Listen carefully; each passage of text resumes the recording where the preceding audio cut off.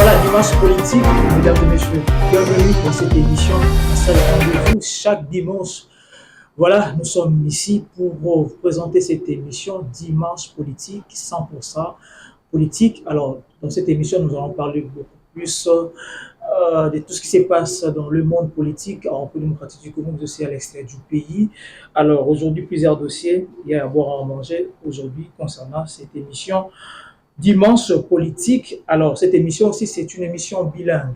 Alors, on sur la paiement en lingala en français, parce que l'émission est vraiment pour éveiller sur les Congolais, pour comprendre vraiment tout ce qui se passe dans la surtout dans la classe politique, oui, maman Kambozé Belé, mais dans le Senga. Le Senga n'a bien vraiment beaucoup plus consommer l'émission, parce que l'émission est une savoir, et il y a vraiment bonne information. Ils ont vraiment sur terrain et je crois bien tout ça nous sommes là pour nous informer toujours. Alors sans plus tarder, aujourd'hui nous avons des sujets, nous avons des thématiques pour relever la thématique moi et belé. Concernant d'abord social en Boko Nabiso, et l'autre nous avons un sérieux problème le social. Bah il était banda mokonza mboka Félix Tshisekedi Tshilomba yé na kati ya pouvoir social, ils ont un problème. Deuxièmement, tu relever là na kati ya social ou la fixation. Il y a pris des transports en commun au hôtel de ville à Tchelaki, la capitale Nabiso, hôtel de ville dirigé par des Chantini Ngoblaza, gouverneur et ville province à Kinshasa. Tu rebelles sous Makambotali, opération coup de poing. Opération coup de poing. En plus, on va se payer l'ango, en plus, on va se payer l'ango. Bazo Buka, la construction aux anarchique, aux analibanda, aux babélé à l'État. Alors, tu vois, utilité dans les wapi. Ils ont des wapi, peut-être souka wapi dans le dossier. Alors, après, on a tu relevé sous dans les Cambo Italie flambé des prix des denrées alimentaires. Biloko et mati mingi na kati ya marché.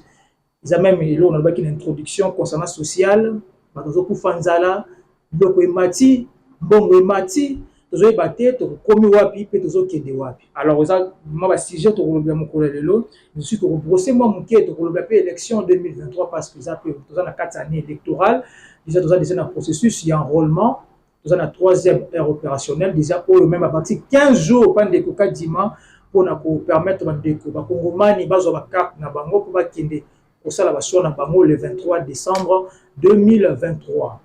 Alors, voilà les thématiques Nabino. Sans plus tarder, Tozana Ndeko Michel Ngouamachi, Ouazali, président national. Il y a Ligue des jeunes, les jeunes leaders plutôt du Congo, JLC, en sigle. Tozana Ye, Ndekondé, Toko Soulane, Makamomingi, Italie sociale, mais aussi élection dans Katambo Kanabiso. PC Jambo Tendeko Michel Ngouamachi, Mbote Nayo. Mbote Ndeko Yves, merci. Pour l'invitation. Voilà. Ozali Mokambi Mounene, vous êtes président de l'association Mounene, un mouvement politique, voilà, jeune leader du Congo, JLC, en sigle d'abord. Question de besoin de côté dans 4 il y a des thématiques, il faut expliquer d'abord JLC et années. Et tant que vous avez visionnaire, vous avez Mokambi. Voilà, je vais expliquer à la population congolaise. JLC, c'est le jeune leader du Congo. Pourquoi les jeunes leaders du Congo? C'est une structure qui héberge, qui donne l'essence de vie à la jeunesse congolaise. Voilà. C'est-à-dire, les jeunes, qui désespérés dans la vie, ils sont c'est la bango et l'ikia. Pour comprendre que non, non, pas désespéré. Donc, le jeune leader, ils allaient l'isanga, ils allaient kosanisa bilenge. Quand on benga bilenge, ce n'est pas dit seulement que bilenge wana ezali physiquement, non. Bilenge ezali l'état d'esprit, c'est-à-dire il y a un papa qui a 50 ans, 70 ans, mais sa façon de réfléchir, elle représente la jeunesse. C'est pourquoi Tolobalaka, jeune leader du Congo. Donc ezali structure oyo, ezali ko lutter contre manipulation ya jeunesse congolaise. Donc ezali lisanga ya bilenge oyo ezali kobundisa maye bazali kosalela ba bilenge na biso ya Congo. Donc voilà les jeunes leaders. Très bien, Ndeko Michel Ngouamachi ont expliqué jeune leader du Congo JLC. Alors musalango na kati ya mouvement politique au bandi na GLC, bandi en Bokala, GLC ça mobu combien JLC, ça fait maintenant une année, 2 ans, une année, 2 mois. Ok. Depuis Tobanda, l'activité Nabiso, ça fait une année, 2 mois. Tozali évoluer malembe na l'activité Nabiso. Lokola Tozali Kobeng s'appelle, to profiter de l'occasion net awa. Tozali une activité le 26 mars. 26 mars. Clôture, il y a mois de la femme. Donc, Tozali Kobenga ba mama nyonso baya po ba meka ko goûter maté ya JLC.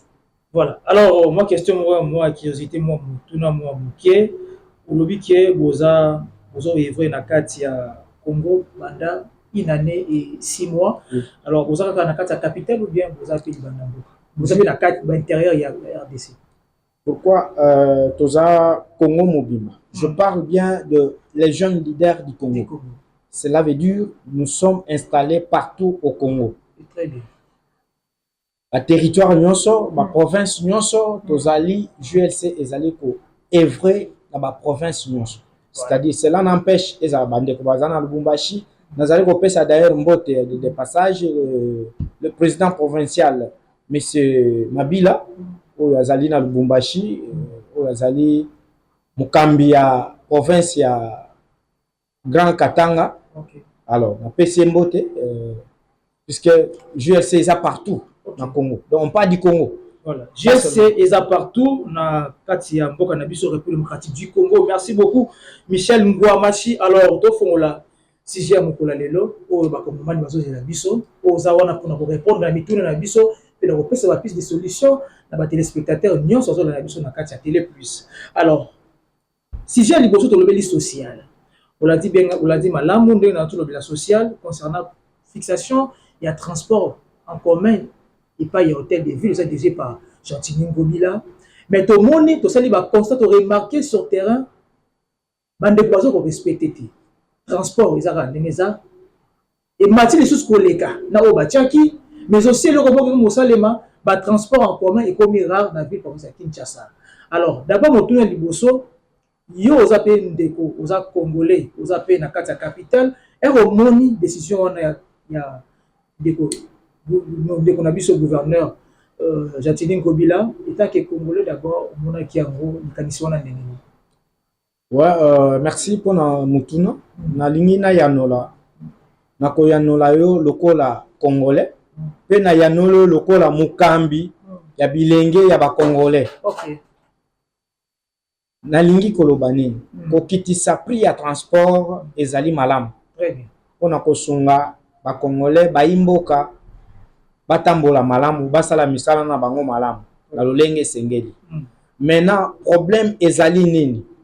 Avant ozwa ba mesure os bimisa arrêter oyo ezali kotala makambo ya transport en commun, il fallait d'abord prendre ma mesure oyo koki kozala pour que les prix là soient respectés. Oui. Alors pour l'instant, les prix ne sont pas respectés. Alors, ezali respecté pour nanini. C'est puisque bazui yango précocement. OK. Bazali baspertige te. Ya koyeba ça demande quoi pour que mituka etambola malamu. Pour que prix ya transport ezala maintenir na prix wana ekosenga nini na nini. Mais ndeko Ngobila abandi na ndeko Félix Tshilombo banda uta bo continuer kotaki mais ça qui peut temps wana moi 3 ans 4 ans o ezala ki wana alors qui quand même likanisi ya ko étudier pe terrain na kata capitale congolaise ayeba ndenge nini ya ko cha fixation ya prix asali étude te. Pourquoi je dis ça? Lelo tozo côté la ba chauffeur te. OK. Personnellement, je circule sur une moto. Okay. Alors, le prix d'un litre de carburant, okay, ça coûte 2890, je ne me trompe pas. Okay. Des prix comme ça. Un chauffeur qui quitte DGC vers Zando, il a droit à consommer combien de litres? Azo même 800 francs. Pour que a même bateau combien de bis pour gagner mbongo ya carburant peu na amortissement naï. Donc du coup pour ndeko Gentilini azwa ba décision ya koloba ko bimisa ba prix ya transport en commun ou encore le ministre provincial ya transport avant à toucher pour wana il devrait d'abord conscientiser ba chauffeur ou encore kozwa ba mesure o esengeli pour que ba chauffeur ba sentir kuwana te. Donc même ba kolomituka puisque européen bango parce lelo transport soko obimi na nzela po ozwa transport okende esika ozali ko kende ndeko eza passe. Mais je vous retire d'abord la parole mais ndeko Michel Ngwamashi oyebi ete na mboka na biso Congo surtout na kati ya Kinshasa transport ekomaki moto opesa prix na ye. Alors lelo omoni ke olobi besi exemple ya DGC na Zambie ezaki difficilement pour na moto de transport ekomaki ba 2000 francs 2500. Alors moi idée oyo hôtel de ville c'est ça quand même pour pesa payer moi facilitation wana pour faciliter ba Congomani va se déplacer facilement parce que ba moment va chauffeur ozobe ba chauffeur j'espère que vous côté la beauté mais quand même comme qui na moi na excès des aides comme ça transport n'importe comment. Oui bien sûr ba chauffeur nazo côté la bangote mais moi je prends part ya ba congolais ya koyeba besoin na bango ya koyeba du coup na minute so qui to lobby to côté la bangote voilà c'est que le peuple subisse les augmentations maintenant prix les transports ne se va même pas ba chauffeur bazo bimate donc mutu na mutu akomi éparpillé mutu musu la lobby te vaut mieux mutu kananga evana na ndako kena ça la consommation ya mbongo na zo mbongo nanga na che carburant et je gagne rien alors du coup mutu ache mutu kananga na ndako. Donc nous devons faire un effort ya koyeba besoin ya peuple ezali nini avant que to loba makambu ya ba prix ou encore 6 mois ce que ezalaki ngai na part nanga na lingaki na banda nanu ko bengisa ko sala réunion ya koyeba ko sangisa ba yo bandi ete que des gouverneurs abimisi ba sala loko arrêter bimi ko kasi ba sangana gite ko sangana wana epesi makanisi malamu te ya ko kitisa mbala moko prix ya transport sans que ba pesa makanisi na makambo etali ba kolomituka makambo etali ba avantage ya ba kambo ba carburant. Donc ce qui coûte c'est du carburant. Alors tant mutazo longwa na consommation wana par exemple olongwe na pêche exemple na lobby olongwe magasin kitambo ou encore 2GC zando c'est 800 francs. Chauffeur azo même 14 personnes. 14 personnes aller-retour à kosala mbongo combien à gagner combien à retia carburant ya combien pour que a bénéficier combien. Est-ce que ba chauffeur ba PCP ba pesi ba ya qui na ba mituna na biso ba le bien te ils appellent promis ya banzele ça est-ce que ba vous appelle moi na raison côté wana. Bien sûr mais problème ya liboso na ils ont posé na kati ya mboka na biso Kinshasa d'ailleurs partout na Congo tozali na problème ya ba route o ezali ko sala que non ba embouteillage partout au monde ce n'est pas dit que moi je dis oui tozali pe na problème ya conscience ya ba chauffeur mais de l'autre côté là ils ont problème ya nzela. Vous verrez que partout on a lancé on a soulevé pe problème moko Théokan de Cogentini a lancé opération zéro trou. Alors du coup tout le monde projet je crois il y a premier ministre voilà aujourd'hui on va partout donc et comme programme il y a 1000 trous. 1000 trous. C'est-à-dire que Kinshasa Mobimba, et ça na sur place na kacha boulevard, sur aux tambola, vous verrez partout il y a que des trous. Donc chauffeur tant oiseau il faut freiner. On les appelle simana il faut freiner. On les appelle simana il faut freiner. Du coup bango nyo stand oiseau freiner, ça crée l'embouteillage. C'est pourquoi oiseau monake embouteillage est comme makasi par rapport il y a mes gestions il y a projet il y a 1000 trous. Parce que je ne sais pas ceux qui m'ont ebima ou ebimate consciemment je na kolobake mon ebima balia. OK. Puisque programme tozo mona iso se réaliser te. Lelo bato bakoya okuta ba trou ebele na kati nzela mais en attendant slogan il y a zéro trou et ça na kati munoko na bango. Mais tozo mona mabulu partout même na kati boulevard. Même na kati mais je te donne un exemple mbula soke bête bima na boulevard comment na ba chancellerie on regrette inondation. Comment la hôtel de ville? Là, vous avez raison, hein, inondation, pas possiblement. En plein centre-ville. Comment la hôtel de ville? Vous verrez que, mais je me pose la question. Il y a des gens même, jour, mboule beti, à kokende moussala te, puisque, ce qu'a moussala, à kokotate na bureau. À kokotate, il y a de l'eau, à kokota na kacha mai, ou encore, la dernière na mokoro, pour pas kote na kacha bureau. C'est pas sérieux. Très bien, de commission Ngwamashi, alors, trozon à tous, on les sous parce que pour tout passer dans la deuxième, si je ne fais pas coup de poing, dans la ville professeur Kinshasa, d'abord, dans le Christian, au côté à Régie, s'il pouvait nous balancer un élément et un reportage, il y a, nous sommes encore reporter Saïdi Eric, à ce qui concerne le dossier et transport. Alors, on regarde d'abord ces reportages et on se retrouve pour décortiquer encore ces sujets. Les tarifs des transports en commun de la ville de Kinshasa régularisés par le gouvernement provincial en vue de rendre une belle tâche à la population quinoise qui trouve une difficulté grave dans leur déplacement, entre autres les doublements et les changements des prix souvent volontaires par plusieurs conducteurs de taxibus et motos. Cette décision de l'hôtel de ville de Kinshasa semble être non respectée par ses chauffeurs. Au contraire, le prix de certains trajets double de plus en plus. Augmenter certainement, pourquoi? Parce que auparavant je pouvais payer 500 francs des Campem jusqu'à Bibois. Et maintenant, non, des Campem jusqu'à Bitabé. Et maintenant je paye 1000 francs pour quitter Campem et arriver à Bitabé. En demandant les conducteurs de taxibus et motos les raisons des doublements de prix des transports et les refus de respecter les tarifs donnés par les autorités compétentes de la ville de Kinshasa, aucun n'a voulu répondre. La population victime de cette majoration de prix lance un cri d'alarme au gouverneur de la ville-province de Kinshasa, M. Jean-Tini Ngobila, de régler la situation et de veiller sur ses décisions. Avant les transports, on payait un peu dans les prix là qui étaient un peu à la baisse. Mais pour le moment ici, on a augmenté les transports, on commence à nous taxer actuel et au gouverneur de la ville ainsi qu'à son gouvernorat.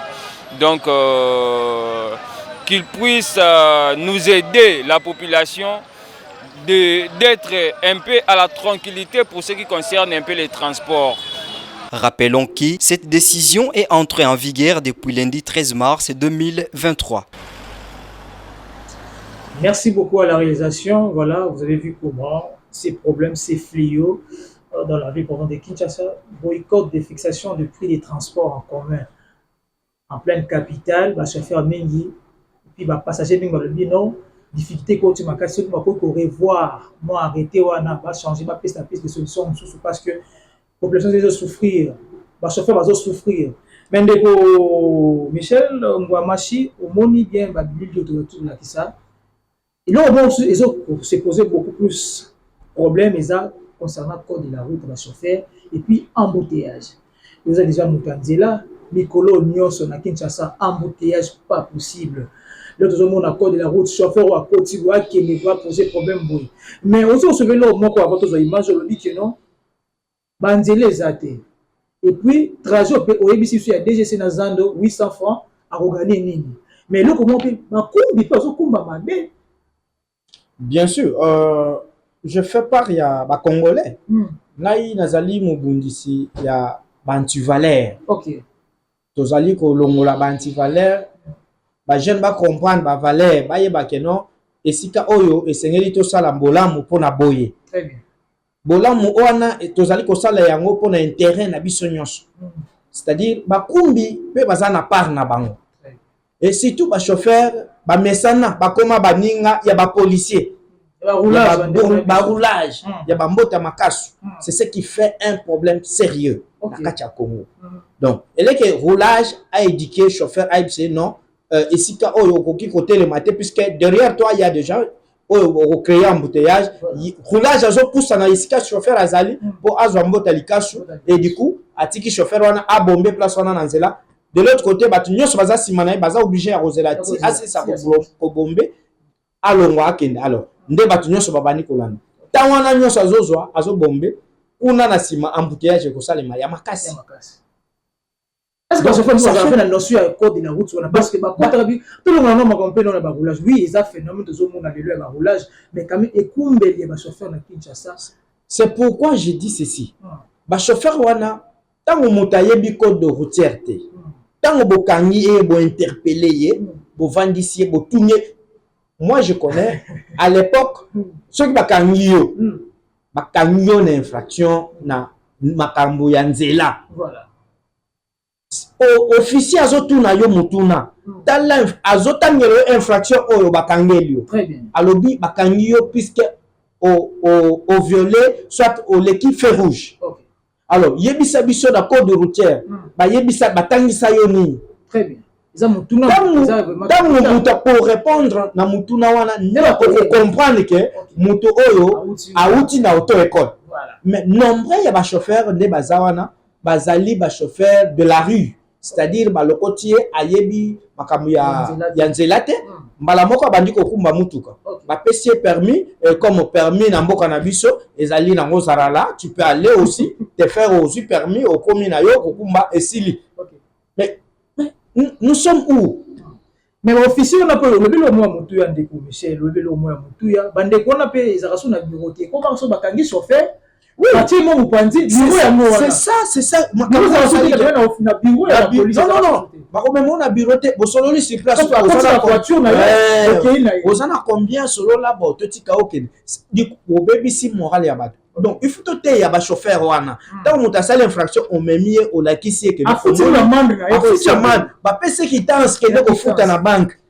Mais aujourd'hui ezali sous makambo wana et comme ya que non bakangi yo ba ebiso non ozana combien j'ai 20 000 francs. Ah, OK, fais ça atie na poche fais ça contact ken système wana ndeko Michel to clore directement na sujet wana ya fixation de transport et puis na premier transport na mboka na biso Congo système wana kopesa kanyaka et batiki ça avantage ya nani puis des avantages ya nani non peuple azo perdre puisque soko tali mbongo wana soko tali mbongo ekotaka na la police na habité na côté mais ça peut conscience des étudiants. Très bien. Dans le terme de sa conscience des étudiants, mon oyo pesa razo sala, la police est sala.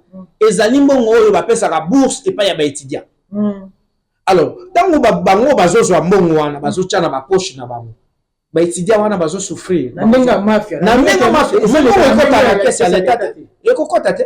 Ekokota ndenge ni tango mutazo zo mbongo tchana poche akena ndako na ye. Akeko lesa bana. Donc, vous verrez que ba policier bazo sala ma kelma ya mbongo ebele. Bazo salama qui est mbongo ebele nyonso wana calcul ya poche à l'état donc tracasserie donc n'en parlons même pas.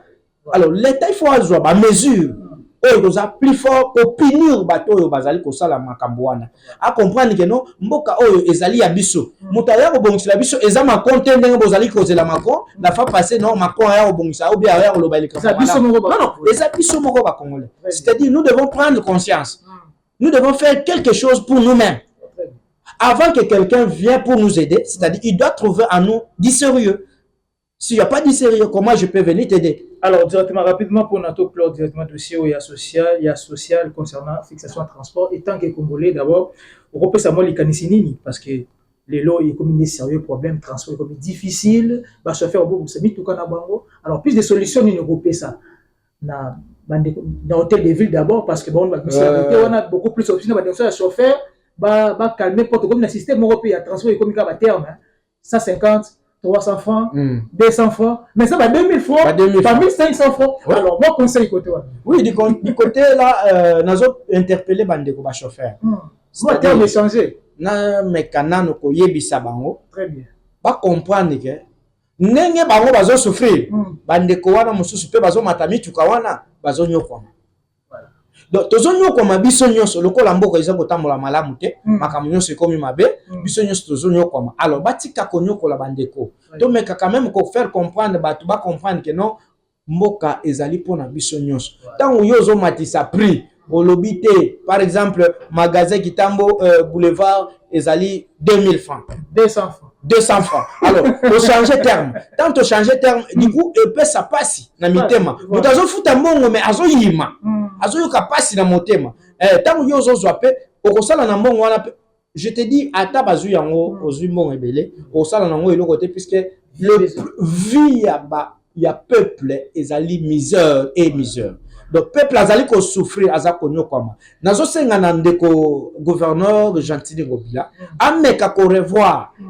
Ba décision na bango yena ministre ya transport ba meka ko sangana ba revoir yango ba sale la sentiment na bango te pour peuple ayo ka kenon ba kitisi transport non. Très bien merci beaucoup Ndeko Michel Ngwamashi. Voilà messieurs dames vraiment nous sommes toujours dans cette émission Dimanche politique, une émission beaucoup plus tout pesa makanisio etali évolution mboka na biso Congo tobil mambo ya transport bomoni ndenge nini difficulté koti na kati mboka na biso fixation de transport non respectée par les Kinois et puis comme ce bénéfique pour na ba Kinois so ba profiter nango pour ba lia so to mbongo na kati baré donc ça la moi passe mingi. Alors deuxième sujet na biso moko lezali juste opération coup de poing Ndeko Michel opération coup de poing opération oh le comme ça la rage na capitale congolaise bazo buka bazo longola ba construction so anarchique oh nous soit tonga bazo abela l'état yo moni monene Et ça la capacité. Comment on a comme mususu sala, c'est comme si l'inconscience. Mais eza esengo. Ce qui muta miyebi, ayebi ke likamuna ko sala ezali mabe na tika. Ngai nazo pesa coup de chapeau na le vice-gouverneur Jérôme Moulumba. VG Koko Moulumba. Ah bon. Donc du coup, la félicitation na musala ozo sala ya kobuka bato. Kobuka bato batongi mabe. Mabela l'État. Mabela l'État. Voilà. Construction anarchique, c'est-à-dire. C'est bien. Yakubuka, Yakupanza, tout ça, tout ce que vous êtes en train de faire. Et ça, vraiment, qui top. Bravo. Alors, tant que vous avez une stratégie. Et nuire peuple. Ok. Vous avez une stratégie. Vous avez une tension. Vous avez une stratégie. Et puis, ça passe dans le thème de Congolais. Tozali na eloko oyo bako benga souffrance ya makambo etali kolia kofutela ndako. Voilà. Alors, tant tozo sala tozo buka total la paix pasi ya bato wana. Kobuka eza nango malamu, eza initiative ya bien puisque kotonga etonga maki. Maintenant bazo buka pona biti nini. C'est ça nos questions. Il y a plusieurs questions qui se posent. Bit ya kobuka wana ezali nini? Mais peut-être pour ça qui c'est comme plus beau qu'avant et comme propre. Na ko proposer boye VG Koko na VG Gentini bisika boko langanga gouverneur et vice-gouverneur. Naza ko yebisa bino boye avant bozwa makanisi ya kobuka. Premièrement, bolingaki bozwa initiative ya kokomisa slogan ya Kinbo Peto et comme réalité. Mais to boni ngo to boni bato ko bilimo na nzela mingi. Kinbo Peto eza yango wana te. Kinbo Peto kokombola ko rendre ville ya Kinshasa propre. Eza yango wana te. Donc, les losoko kei au commune à baka niveau nyonso ya ville à Kinshasa, vous verrez plein maille et comment qu'on déborde. Les immondices aussi. Les immondices donc partout, c'est puisque il y a pas l'entretien. Même n'importe où monde na kawana banzela na bango basala en entretien. C'est-à-dire il y a ba machine aux zaliwana pour na kokirer ba caniveau pour que tant mbula ezobeta ma eleka. Il y a des saletés partout, ma belle tant ozoya et ko boucher caniveau. C'est pas seulement la population peut azana par naé puisque vous verrez que tant mbula ezobeta mutaye azu salité na kati ya lopango naé azu ko boka na kati ya caniveau. Oui. Donc vous verrez ça, c'est partout. Alors, pour moi, j'ai une idée. Aux alliés qui aider la population. Na tozongi sa service et jeunes en place. Tout ça la ndenge zaka kala, bazo kota le pan par le pan, bazo contrôler. Toko contrôler total wapi bisika obwaka kamatiti na yo. Wapi bisika osumbaka, wapi bisika osala kaboye. Totali contrôle. Tant osala ba contrôle wana bokomona ke mboko oyo ekozongisa. Tant ozako benga kune label ekozonga. Puisque conscience ya batu ekosala Congolais aza mutu ya koéduquer na ndenge tozobenga lelo bayeli biso soi-disant état de droit tout ça banini. Non, Congolais azali mutu ya brutalité. Il faut même voilà, il faut moi dictature ezala. Fimbo ebetama pour que as changer makanisi na e bon wana. Azala mutu oko conscience ezonga kati na ye. Donc nous devons frapper dur. On ne peut pas aller au dorloté. Parce qu'on a compris bien, ma candidature qui est non Kinbo Peto, ils ont posé mon néant. Kinbo Peto, ça rapporte à rien. C'est un slogan, bilan négatif. Ça, je l'ai dit clair. Dans un devant la population, il y a Kolananga, na koki koko ça peut prêter, puisque le peuple lui-même d'ailleurs est témoin. Kitambo makaze ba pandi ba bongi ce côté wana ba longoli ba construction nyonso wana mote sali moi beauté te na commune ya Kitambo. Je ne vois rien. Ngai navanaka avana kene pa ina ngai nakoleka na nzela kita ko magasin longoli moi bato wana ba sanité. Non, oui, kolongola bato ça je te dis d'accord. C'est-à-dire kolongola bato c'est bravo. Kolongola bato c'est bien. Maintenant après avoir kolongola bato, vous devez faire quelque chose. Au moins même quelque part tant tolobi makambo ya transport. Ceux qui va chauffeur wana bazo s'entêter. Oyebi ke mbongo ekokota na monde ya transport on de Congo bilaza akozwa ezambongo ebele. Akokako osala misala oyo esengeli asala abongisa nzela akorécolte na chaque motuka 1000 francs akorécolte na chaque moto 500 francs chaque jour. Bamoto ezali combien na mboka oyo? Mituka eza combien na mboka oyo? Mbongo wana ekokende wapi? Donc tokosenga na IGF akende ko inspecter epai ya ndeko Ngobila apesa ye rapport ya misolo oyo ekokota ya leta bana mboka bakocontribuer ba 500 fois na bango ya bata moto. Après soi-disant bakotongela bango ba parking etongami na bandal yo mona parking moko bandal mola omona parking moko olobi bien moko kaka na ville ya Kinshasa ngai na yo moko moni maintenant peut-être na mona yango te yo mona ngote na mona yango te. Alors c'est-à-dire que nous devons être sérieux. On ne peut pas escroquer peuple na modèle wana. Ça c'est une escroquerie. Vous croyez que peuple wana ba ko mona makambo wana te? Après 2023 boyel sous boko sabango que non ba voter bino. Merci de Michel. Tous on a l'image, la régie, tous un coup de poing au SAM qui n'a commune ya matete. Bandal Babuka, Willery Babuka, Yolo na direction Kapela Babuka, Bandal quelle commune encore Lemba Babuka. Alors bah y maintenant à matete, bah ça c'est sur opération coup de poing. Ba longoli nyonso ba koti na quartier Ngilima Bambino ba koti na baveli Kwenge tout ça qui même reportage na ba reporter na biso na commune ya Matete. Alors l'image et puis on se retrouve après. Rendu public par le gouvernement provincial de la ville de Kinshasa, l'opération dénommée Coup de poing se poursuit jeudi 16 mars dans la commune de Matete et ses environs. Une opération qui consiste à dégager les emprises publiques, éradiquer les marchés pirates, enlever les épaves et véhicules abandonnés, évacuer les kiosques et terrasses de fortune ainsi que les garages pirates.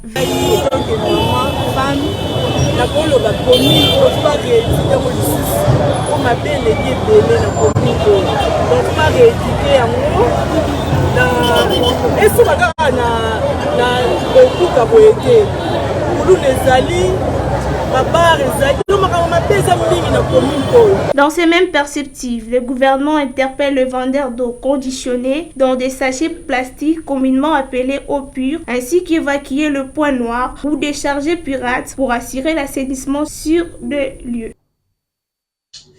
Voilà, vous avez suivi cette opération coup de poing dans la commune de Matete. Alors, Deko Michel, maman Otukolobawana Lobiki, gouverneur a sali bien. Abou qui passe Makama Bele qui est belé na Matete. Phénomène Kuluna, insalubrité. Makama Bele, barbare, musique et l'équipe Makasi. Maman on a topé ses raisons. Derrière, oui, Kakana Matete. Phénomène Kuluna. Ça, c'est un autre sujet plus grave. Oh, ils plus grave encore, ce phénomène Kuluna. Donc, il y a des gens qui ont déménagé, na ba commune net Babumbu, ba Selembao, ba Makala, muta déménager puisque Kuluna na moi ezo bundisa e bundama na moi on obela ngo musu so un phénomène Kuluna wana. Alors ça crée partout, Kuluna est partout. Donc le problème c'est quoi?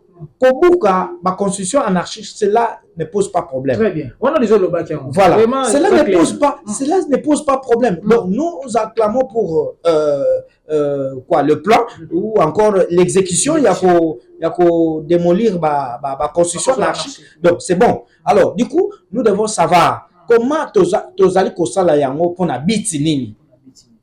Donc obtenir nini après avoir kosala yango. Très bien, Ndeko Michel. Toujours salango pour na biti nini Ndeko Gentini Ngobila na Ndeko Jérôme Mulumba. C'est bien, toujours CP là.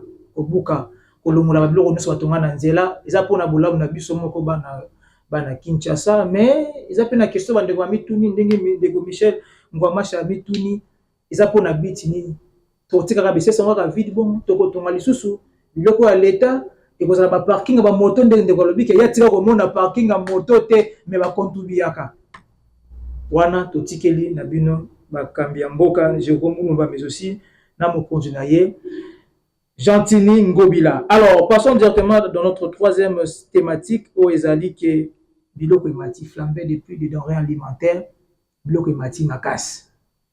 Kinshasa souffrance. Loso emati, fufu emati, makale emati, na biloko ozaka ya mike emati, mbongo emati. C'est grave. C'est avec larmes aux yeux que je tiens à dire à la population congolaise que ça la passe dans mon thème. Comment on a que bato ba sepelaka tango ndeko Chilombo ba pesa ki pouvoir. Bato ba beta maboko, mwana mboka, bato nyonso baganga.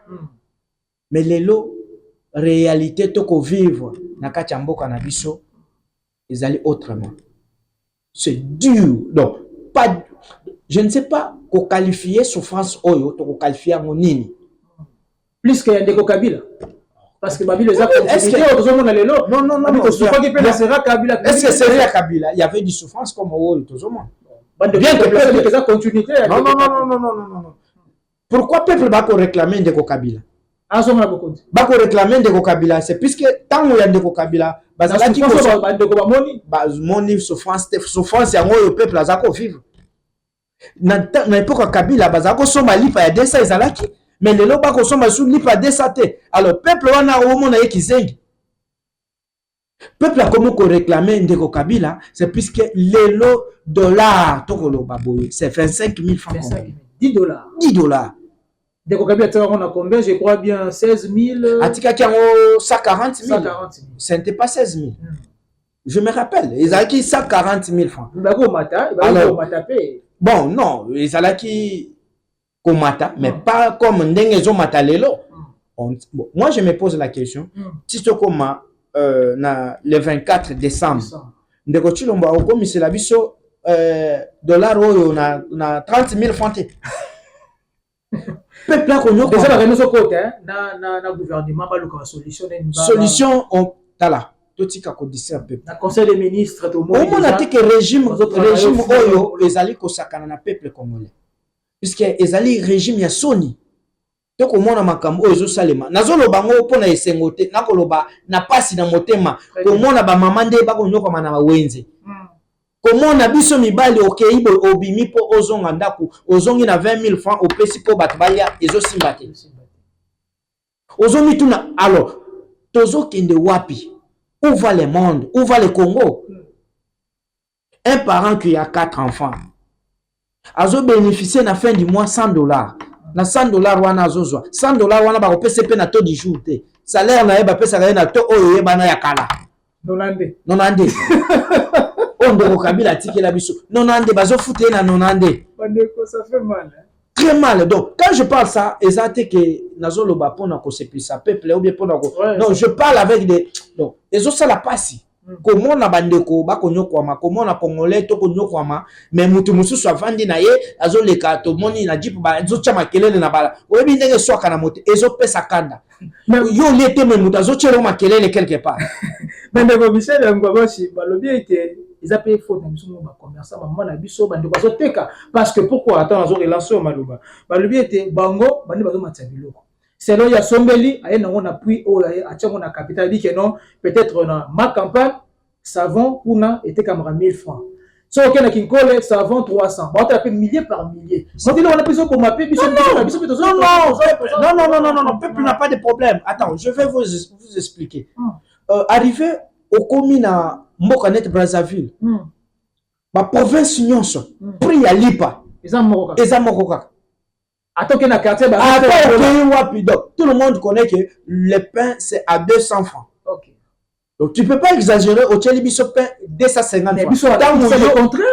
C'est le contraire. À Kinshasa le problème c'est quoi? Il y a pas de sérieux d'abord na katia gouvernement. Il y a pas de sérieux d'abord na katia autorité ba ko kamba biso. Ce qui est sérieux ezalaki eux que ba fixer prix à bien sur le marché, vous verrez que les prix là seraient respectés. Mais par contre, les équipes déjà fixées, mais bon, les bâtiments sont respectés en beauté. Non, le peuple souffre. Moutakei, au fixé prix, le pain c'est à 500 francs. On arrive dans la boulangerie, tous autres pain à 495 francs. Tu vois, tu t'imagines. Ou encore, à prix à pain à 500 francs.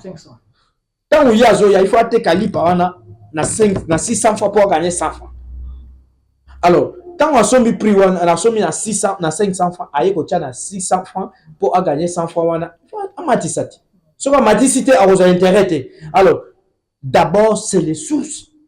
La source au biloko ezouta, il y a monde ekosala ke biloko ekitana kati ya marché. OK. Ezali faute ya moto akei kosomba te, akei pa bozui ba biloko nyonso bopesi ba libanais. Donc biso tozo produire te. Biso moko tozali ko produire. Mais on a tout ici au Congo. Tu t'imagines que moi je dis nous sommes plus que bêtes. Minerai tozo produire awa. Mundela zu minerai awa akena en Europe. Tant qu'on est en Europe, yo longwe awa, olandi minéraux wana na Europe. Bazu yango pa na yo, mais yo landi yango kuna pour OK négocier là-bas kabela yo. Hein? Est-ce que vous trouvez ça sérieux? Nous devons prendre la conscience.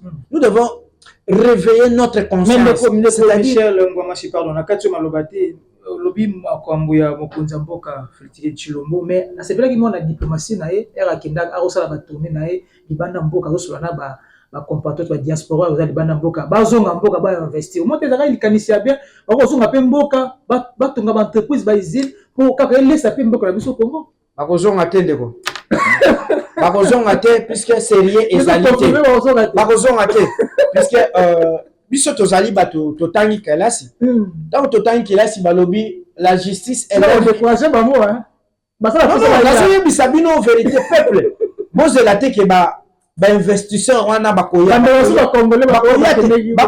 puisque il y a pas du sérieux na kati ya gestion ya mboka. S'il y avait du sérieux bato wana mbetolo baboye mbele baya déjà. Vous imaginez que aujourd'hui ce qui te prenons on dit la justice élève une nation. Tant que justice ezali malamu te. Vous pensez un investisseur a koki koya ko investir na RDC? Moi na mboka pe en plus. Moi donc, vous trouvez, lui d'abord, c'est un Congolais. Ce qu'il y a des sous le beaucoup escroqué plus. Puisque, vous en avez plus de solutions, ils ont dit sérieux. C'est-à-dire, les gens qui ne sont pas sérieux, le gouvernement peut écarter. Cherchons les gens capables qui peuvent travailler pour l'intérêt général. Les gens qui peuvent travailler. Le gouvernement, ça m'a dit. Wana, ils ont masano. Et ça, donc ça la masano na peuple congolais. Mukolo mususu tokola mukaboy, omoni peuple oyo bozo monela. Et ko zala su yango te. Bon la muki penza boy peuple a telemeli bino. Okobima te, okoleka te. To bakangi bino esika moko bino nyonso. Bakangi bino esika moko balobi. Bokobima lisusu te. Puisque peuple en a marre, c'est-à-dire azoko kasuko supporter te. Peuple akoyoka pasi na motema. Toza ko souffrir otamboli boy na balabala omoni mutu mususu alembi okanisa alembi sokini aliete banda tongo banda bandi koluka difficilement et ozoyoka bakoyebiso ke mutu tel a détourné 57 millions bati qui était oh mais namboko yo soko lobi vérité bakokanga yo okoti boloko tango okota boloko otikala kuna libela mais soko yibi mbongo soko lingoza la bien na mboko yo soko yibi bisolo ya l'état ya peuple congolais oyibi yango olie ozaki bien. Voilà, merci beaucoup. Merci beaucoup. Alors nous sommes arrivés pratiquement à la fin. Je crois bien notre thématique, la dernière thématique élection en démocratie du Congo, Régis Signalenga, pratiquement à la fin. Donc consommer ngongana biso ya émission mokula lelo. Mais na osenga ndeko ngwamashi biloko mibale okosala na kati ya plateau. Ya liboso ya koloba na mokonza mboka kopesa ye message nini ozanango pour la situation de social, transport, coup de poing, flambée de prix dans l'alimentaire, mais aussi à mi-balé, kopesa espoir dans la population. Basa la nini, par contre trouver la piste de solution nini pour d'abord tout calmer dans le Cambouan. C'est le très important. Les lois nous autant dans nzala, akangi nzala les lois reliés ezate. Alors to sala nini na minute. Moi bilanga to sala nini pour tout tomber mboka na biso en attendant l'élection il y a 2023 pour na mesika. Tomati d'abord na mokonza mboka. Na kopesa mokonza mboka mwana mboka Félix Antoine Tshisekedi na kopasser message aux ezali important. Ngai na ko remercier ye tango akosala remise et reprise na 2023. Wana ezali point ya liboso pour que toyeba ko résoudre problème ya ba imboka ba congolais. To yebi ke lokola mboka ezalaki na promesse ya Allemagne d'Afrique et simbité toko luka solution mususu ya kosala pour que tomeka ko modifier vie actuelle ya ba congolais. Pas seleki. Soki okoki ko retirer moi ba promesse mususu oyo salaki na peuple congolais. Le peuple d'abord. Voilà, lokola ba slogan oyo le peuple d'abord, mais les autres comment les amis d'abord. Donc ba ami wana nde ba bomi mboko. Nde ba sali ke peuple congolais anyokwa. Nde ba ko flatter yo ba ko yebiso mokonzi makambo ye ko tambola malamu lokuta. Baza ko buka lokuta makambo ye ko kende sema be. Ezali ko beba tse ko beba. Alors, ngana zo senga na yo éviter batouana. Ko sala club d'amitié. Cercle d'amis ce n'est pas bon. Tant vous avez autant mis mboka na cercle d'amis, nde omoni onyon ce peuple a konyokwama. Le prix de biens sur le marché devient exagéré. Les savons de corps devient à 800 francs. Huile, 5 litres à huile, c'est à 28 000 francs congolais. Le sac de riz, c'est à 100 et quelques mille francs congolais, de 25 kilos. C'est 50 $. Alors, je vous demande, les poulets qu'on achetait à 4 000, 2 500, 3 000 francs, tout ça, devient aujourd'hui à 10 000, 14 000 francs. Poulet, fachi, tout ça, donc on ne sait pas, poulet wana ekeda wa. Alors, poisson wana oyo baloba poisson, tout ça, batomuson tokolia batomuson wana ya nani Namibi, ti lelo toyeba te poisson wana ekeda wa. Donc ezaka kana na Namibi, donc toujours c'est la peut-être ekoya en 2023 avant to voter peut-être ekoki koya pour que et permettre na ba congolais ba koma kolia yango. Alors, et ça passe, et ça sonne. Tant que tu as un toko lo bango na esengote, toko lo bango na passe tozo mona sur place, na kacha ba congolais. Ba congolais ba ko souffrir. Alors, soko kei na bande ko mususu, okomi na bamboka mususu. Wana nanu na Kinshasa nanu, mais soko kei na bamboka na ba intérieur. Ah, mais c'est plus pire. C'est plus pire. Quand tu mets na ba intérieur to lo bilango, est-ce que même souffrance aux na kacha Kinshasa, est-ce que ça même souffrance na kacha ba intérieur na ba Bandung na ba Congo central na ba Mwanda na Chikapa na Kasai na Mbujimai to yeba ba pe réalité à kati ya intérieur ya mboka na biso. Merci ndeko Michel Ngwamashi, merci na invitation au pesa qui peut répondre en gros. Vraiment, c'est un réel plaisir. Je vous rappelle, vous êtes au président national des jeunes leaders du Congo, JLC en sigle, un mouvement politique. Alors merci beaucoup pour répondre à notre invitation. Alors, nous sommes arrivés à la fin de cette émission.